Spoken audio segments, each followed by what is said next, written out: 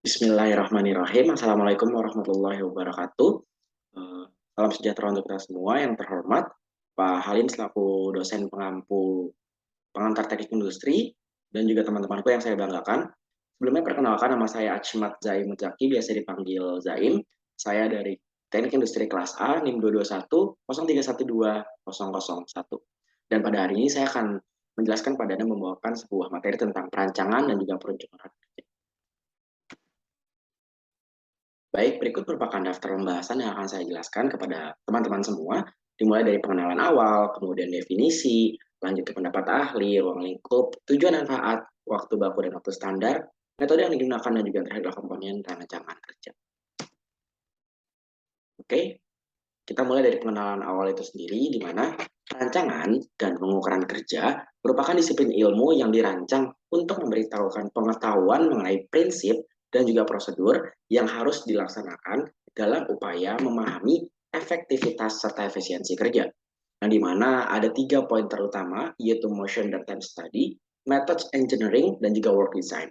Yang dimana pula selanjutnya method engineering itu dibagi menjadi 2. Yang pertama adalah method study dan juga work measurement yang akan kita bahas pada topik kali ini. Kemudian kita akan masuk dalam definisi-definisi terlebih dahulu untuk pengenalan.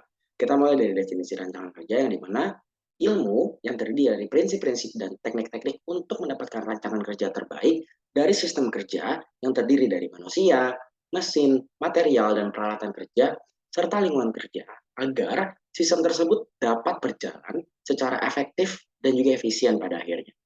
Dan rancangan kerja itu pula mencakup terkait 4 hal. Yang pertama, siapa yang mengerjakan tugas, kemudian bagaimana tugas itu dilaksanakan, dan di mana tugas itu akan dikerjakan, serta yang terakhir, hasil apa atau output apa yang akan diharapkan dari pekerjaan itu tersendiri.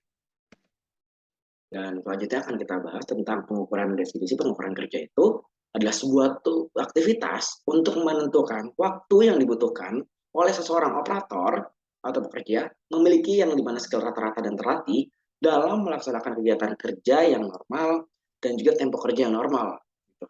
Dan dimana pengukuran kerja ini biasanya berfokus pada waktu standar atau yang nama lainnya disebut kita sebagai waktu baku. Yang akan saya jelaskan lebih lanjut di slide-slide berikut. Namun, mengacu kita pada pendapat menurut ahli terkait rancangan dan pengukuran kerja, kita bisa lihat dari Wing Joso Borjo, di mana dia menjelaskan bahwasannya perancangan kerja adalah satu aktivitas yang ditunjukkan untuk mempelajari prinsip-prinsip dan juga teknik-teknik guna untuk mendapatkan suatu rancangan sistem kerja yang terbaik.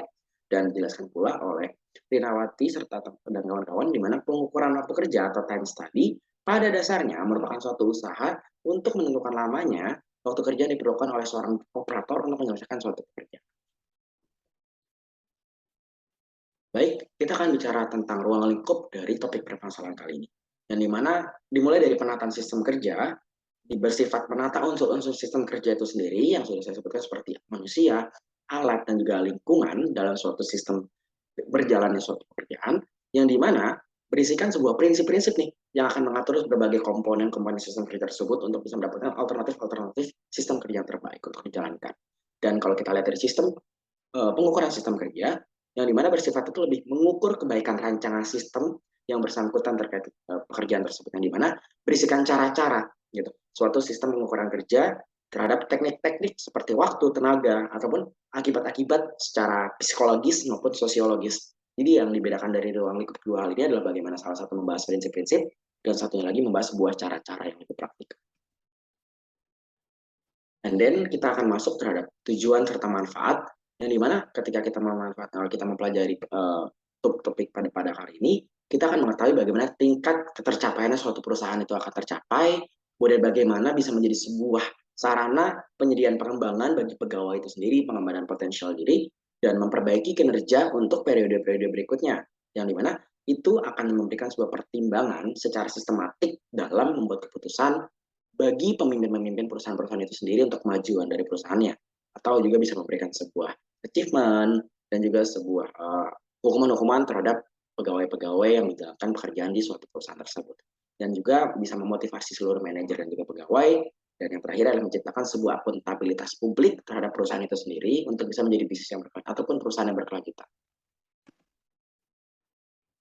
Oke, kita akan bahas tentang bagaimana komponen rancangan kerja itu sendiri. kita bahas dari sisi spesialisasi pekerjaan, yang dimana pentingnya rancangan kerja membutuhkan sebuah variabel manajemen yang dikaitkan pada ekonomi abad ke-18, yang dimana Adam Smith mengatakan bahwasannya ya sebuah pembagian tenaga kerja yang juga dikenal sebagai spesialisasi tenaga kerja itu harus bisa membantu mengurangi biaya tenaga kerja montir yang memiliki banyak keahlian gitu.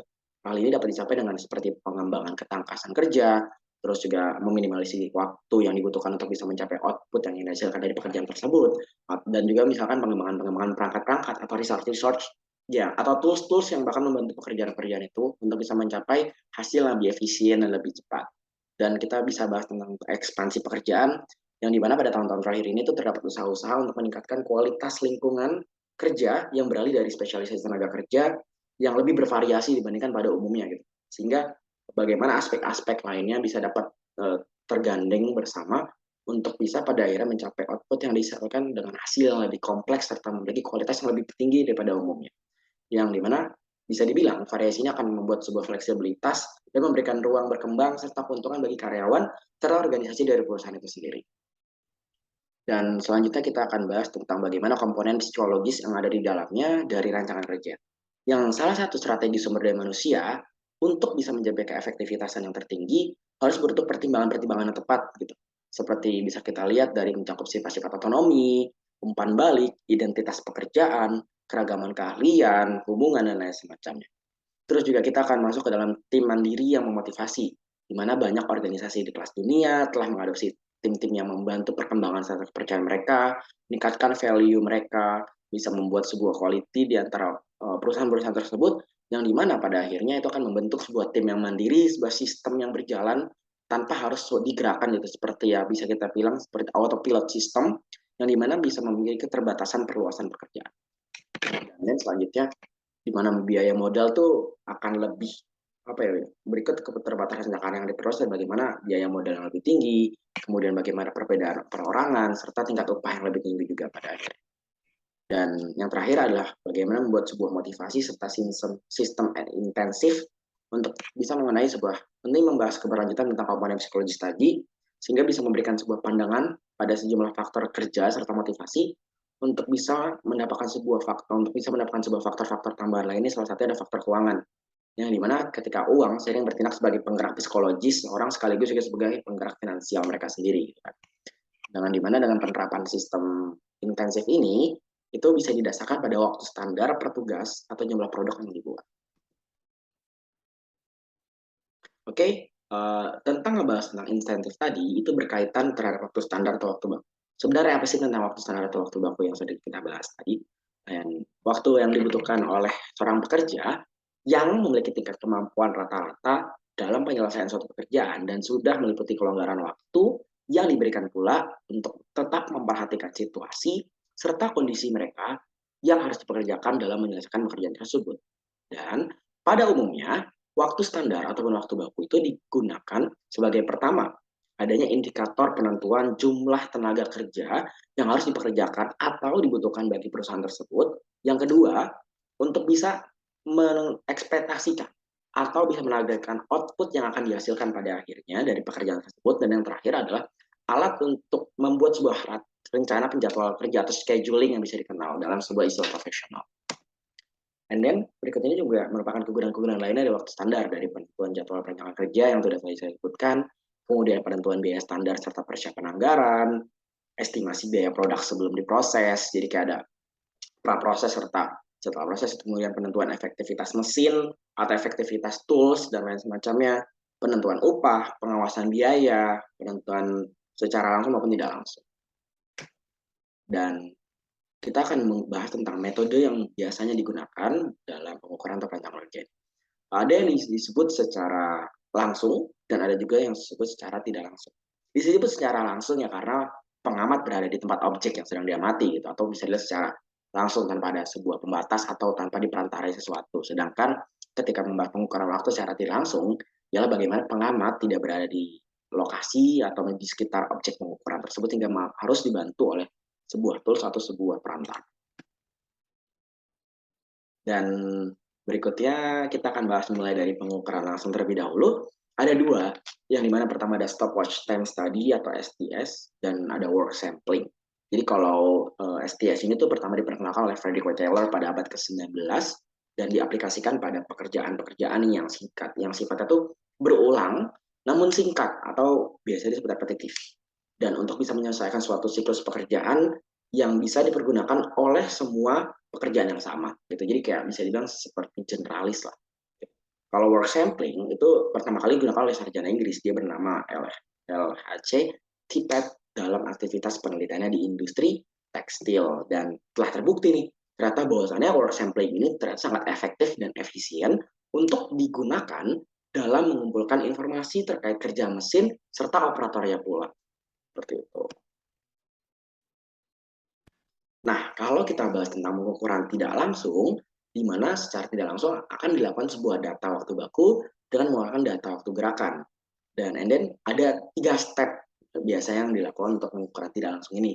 Dibantu dengan merekam sebuah pekerjaan yang dilakukan oleh operator atau pekerja pada saat itu bisa berbentuk alat kamera untuk merekam video atau foto pekerjaannya, kemudian mencatat waktu operasi di tempat lainnya, scheduling, terus juga melihat bagaimana progres mereka, dan menganalisanya menggunakan metode table PMTS, MOST, dan lain semacamnya.